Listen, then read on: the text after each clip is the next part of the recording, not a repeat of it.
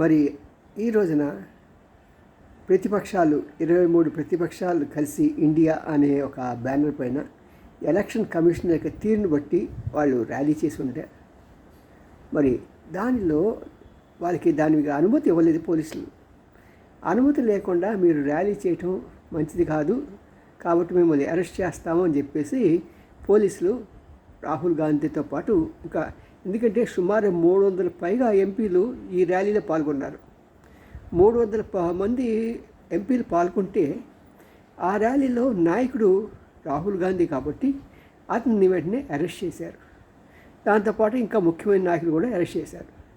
మరి ఇలాంటి విషయాలలో మరి ప్రభుత్వం ఒక ఎంపీని అరెస్ట్ చేస్తూ అంటే విషయాల మీద ఏదైనా డిఫరెన్స్ ఉంటే ఉండొచ్చు కానీ అరెస్ట్ చేయడం అనేది అది ఎందుకో ప్రజలకు నచ్చట్లేదు.